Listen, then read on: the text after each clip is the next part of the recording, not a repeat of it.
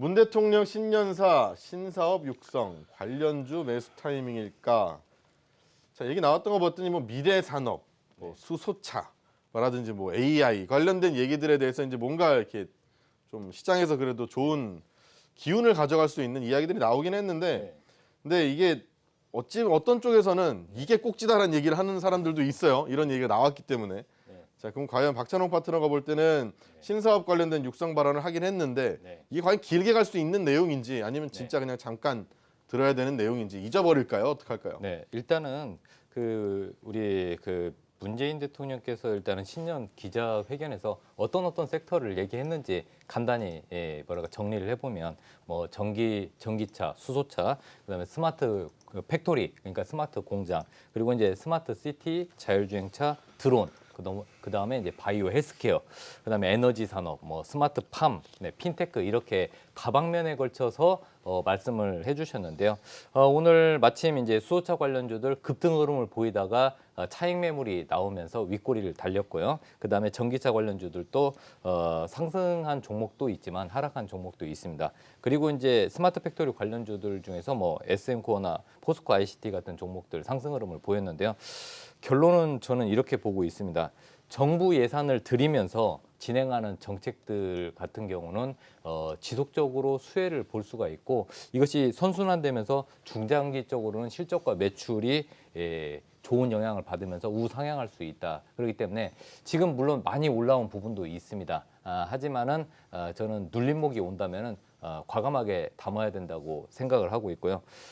그다음에 이제 단기적으로 많이 오른 섹터들이 있습니다. 뭐 특히 수소차 같은 경우는 단기적으로 좀 많이 올랐으니까 좀 조심하셔야 되고 고점에 있는 종목들은 여러분들 한 번에 급등하기는 힘드니까요. 이제 눌림목을 기다리시는 게 좋을 것 같습니다. 하지만 저는 일단 정부에서 얘기한 것 중에서 꼭 살펴봐야 될 종목들, 관심 있게 봐야 될 섹터를 수소차, 전기차를 꼭 보셔야 된다고 생각하고 있고요. 전기차나 수소차에 연관된 게 또 자율주행차가 연결이 됩니다. 그래서 자율주행차 섹터, 그리고 스마트 팩토리, 즉 스마트 공장 3만 개까지 만든다고 하니까요. 네, 그 부분은 꼭 보셔야 되고, 그다음에 이제 뭐 바이오 섹터는 우리나라가 중국을 이길 수 있는 유일한 섹터 중에 또 하나라고 생각합니다. 그래서 바이오, 이 헬스케어 관련주들은 관심 있게 보시고요. 1분기에 이제 많은 바이오 기업들이 임상 관련해서 그리고 라이센스 아웃 관련해서 발표를 할 가능성이 높습니다. 그래서 이런 임상, 2상, 3상 마무리되는 종목 위주로 관심 있게 보시면 투자에 좀 도움이 되지 않을까 이렇게 생각이 되고 있습니다.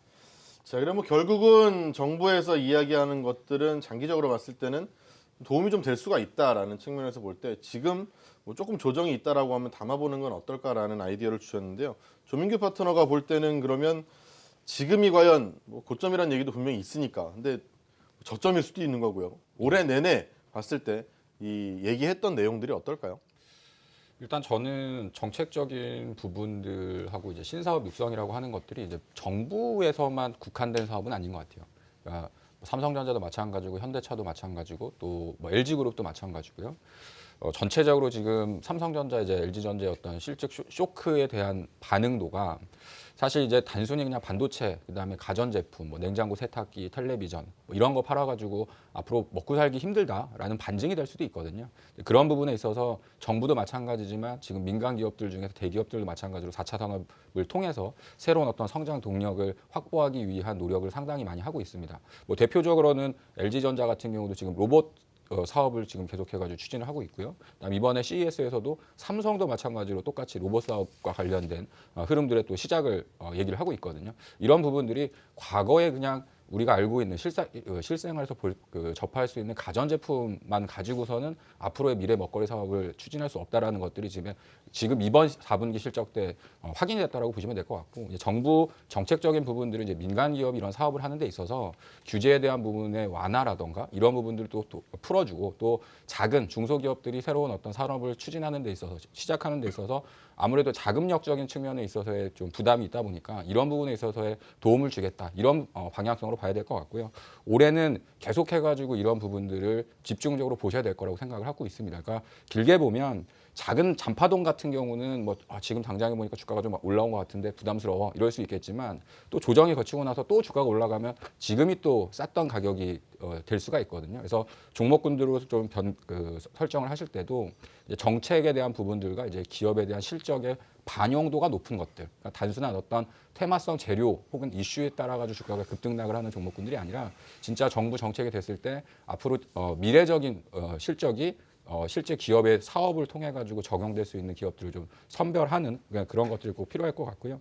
특히나 앞서도 말씀하셨던 것처럼 이게 이제 이벤트가 좀 나오면 단기적인 어떤 재료라던가 기대감에 따라서 주가는 상승을 하지만 또 그게 또 끝나면 단기적으로 또 조정을 받거나 또 급락했었던 경우들이 상당히 많이 있었습니다. 지금 작년도를 우리가 이제 되짚어 보더라도 바이오주들이 단기적으로 막 급등을 했었다가 또 후반부 들어서는 거의 뭐 고점 대비해서 절반 이상 하락했었던 적이 있었고 대북 관련주도 마찬가지죠. 뭐 3월달, 4월달, 5월달 할 때는 주가가 막 올랐었지만 상승을 했었지만 또 그 이후서부터는 또 엄청난 급락을 맞았었던 흐름들이 있었기 때문에 종목에 대한 선별이 중요한 것이고요. 또 하나는 정부 정책하고 정부 정책만으로 보실 게 아니라 전 세계 IT 기업이라던가 대기업들이 이쪽과 관련된 사업적으로 지금 관심을 많이 갖고 있고 투자도 하고 있고 이런 쪽에 관심이 상당히 높다. 이렇게 전반적인 상황을 같이 포괄적으로 보시는 게 좋지 않을까 이렇게 말씀드리겠습니다.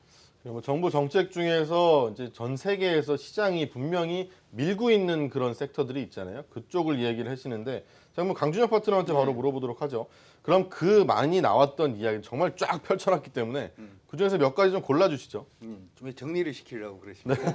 끝에 앉아 계시니까. 네, 저는 일단은 여러분들이 이번에 이제 정부 정책 관련돼서 여러 가지 얘기가 나왔는데 이 중에서 정부가 포기를 못하는 게 뭔지를 여러분들이 한번 생각을 해보시면 좋을 것 같아요.